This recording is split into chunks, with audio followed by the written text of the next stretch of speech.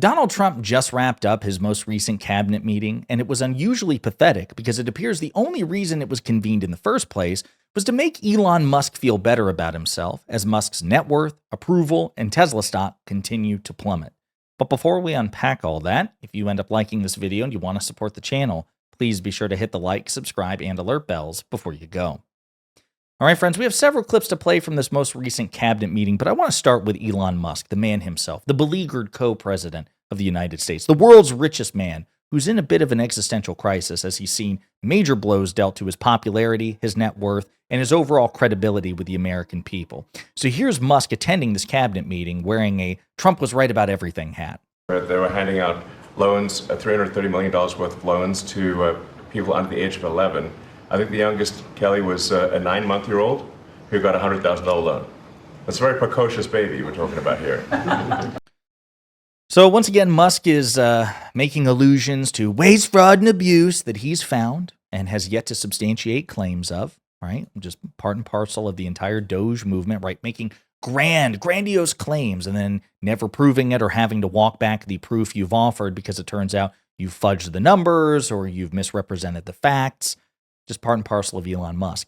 We're actually going to skip to the end where we have other clips to play, but I want to skip to the end. This is Trump concluding the meeting by once again kissing Elon Musk's ass, trying to make his co-president and biggest political donor feel better about himself. It's very unfair. What he is a patriot.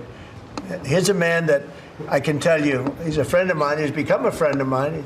He supported me in the election. That's when I got to know him, really. I knew him a little bit from the first term, but not much. But he's a patriot more than anything else. He's never, think of it, he has never asked me for a thing. He could have. I always say, I wonder if he's ever going to ask me for something. And that's always subject to change, and if it does change, I'll let you know about it. But Elon has never asked me for a thing. I mean, I got rid of the electric car mandate. I have no idea how that affects him, but possibly not good. I don't know. But he's never asked me for a thing. And I think that's an amazing tribute. Before we go on with this clip, I just want to remind you because, you know, Trump says, well, I knew Musk a little bit during the first term. I want you to remember what Trump had to say about Musk in his first term.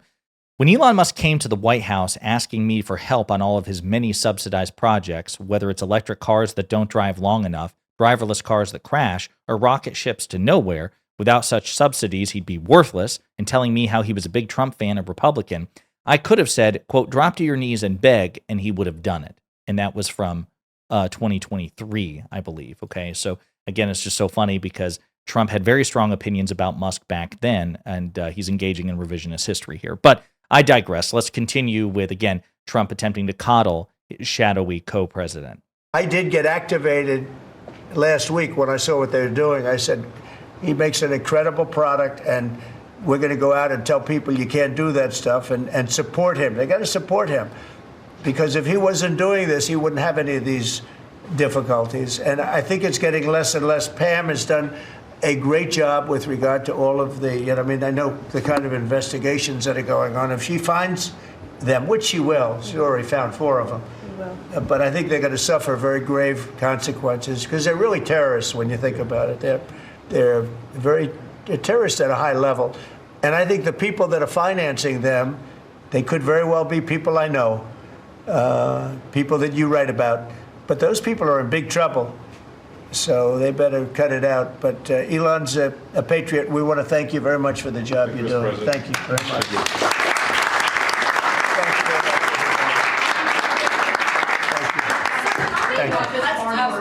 Thank you, everybody. So there you have it. Again, this seemed to be more than anything else just an opportunity to go on camera and make Elon Musk feel better about himself, given that his approval rating is terrible. Tesla stock is plummeting. His net worth has been significantly reduced, but he's still the richest man in the world. But when it comes to popularity and polling, here's CNN's Harry Enton pointing out how badly the American people think about Elon Musk as a direct consequence of his own actions. Yeah, I mean, I have rarely ever seen any change of perception as dramatic as this one. I mean, Elon Musk's net favorable rating, it's dropped from plus 24 to minus 19 overall from 2017 to 2025. And look at among Democrats. He used to be beloved by Democrats at plus 35. Look where it is now, minus 91 points on the net favorable rating. That is a movement of over 120 points in the negative direction, falling through the floor. Now, among Republicans, he has gone up from plus 18 to plus 51, but that doesn't at all make up for the gap that the Democrats have completely fallen off the rails for Elon Musk. And among independents, the drop has been from plus 17 to minus 17. Look, Donald Trump isn't the most popular president in the world, but he is far more popular than Elon Musk is. So we've been focusing a lot on what this all means for the country as Elon Musk exercises a certain amount of power. But another question is, what does it mean for Elon Musk and his companies? Now, we can't be sure there's a one-for-one parallel here, but we are seeing activity. We're absolutely seeing activity. I mean, you can see this in terms of new registrations for Teslas in the United States, car registrations. In 2024 versus 2023, look at that. Down 5%. I was interested. Did that movement continue into the new year? Absolutely. If anything, it accelerated. Look at this. New car registrations down 11%. And this has occurred as other EV car makers have seen their registrations go up. And it has also occurred as Tesla's registrations and the people buying Teslas worldwide has also dropped. It's not just a U.S. phenomenon. And in 10 seconds or less, part of the reason is who buys EVs. That's exactly right. Who buys EVs? Look at this. The share of EV owners who are Republicans, just 20%. When you're falling with Democrats, falling with independents, you're giving up a large share of the market. And that is a big reason why Tesla is struggling. And Elon Musk is certainly at least driving a little bit of that. Harry. Absolutely. As a matter of fact, one of the major shareholders of Tesla publicly came out during an interview last week and said that Musk should resign. Musk should resign as Tesla's CEO because he's so toxic to the brand, or given his distractions politically, he should, pick one. He has a foot in both worlds. He's managing neither of them particularly well. Tesla is not doing well under his leadership. His Doge efforts with respect to the government have become wildly unpopular, despite the fact that people support Doge in theory. They love the idea of cutting waste, fraud, and abuse and seem to support the notion of an agency actually dedicated to specifically that purpose. Of course, the American people seem to be unaware that we employ inspectors general to do just that. Of course, then Trump purged most inspectors general because he was worried about what they might find in terms of waste, fraud, and abuse and corruption related to him and his people. I digress. But Elon Musk has burned considerable goodwill because of his incompetence, because of his recklessness, because of his dishonesty, because of his corrupt incentives and conflicts of interest that he has managed quite poorly. So I want to play some other clips from this cabinet meeting, again, particular to Donald Trump's efforts to basically lift Elon Musk's spirits, starting with this one. Far too much of it. It's a pure fraud. We like to use the words waste and abuse because they sort of sound good, but many of these things are pure fraud. Well, why hasn't anybody been charged with fraud as a consequence of Elon Musk's, revelatory waste, fraud, and abuse investigations? Why has nobody actually been, prosecuted? Because fraud is a crime, right? And did Trump just admit that, there are some instances of fraud, but when he says fraud in other contexts, he's just fluffing it up to make it sound better to his cultists? Like, yeah, fraud actually sounds really, really bad, so we describe it that way. Well, how about you describe it accurately? Trump is just basically admitting that the whole point is to lie to the American people to make what Musk does sound better, more palatable, and more successful than what it actually is. Here's another clip. It's a pure fraud. Yeah. It's a fraud.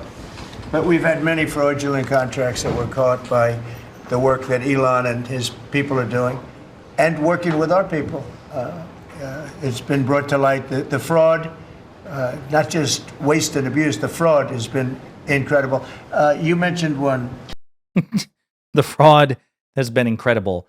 What fraud? What fraud exactly? He gets himself confused in these situations. And I want to conclude with this one here, which is not Trump, but it's Attorney General Pam Bondi, who is more of a hatchet man for Trump than even Attorney General Bill Barr was during Trump's first term. She also has a bit of a Freudian slip here, which is really funny. See if you catch it.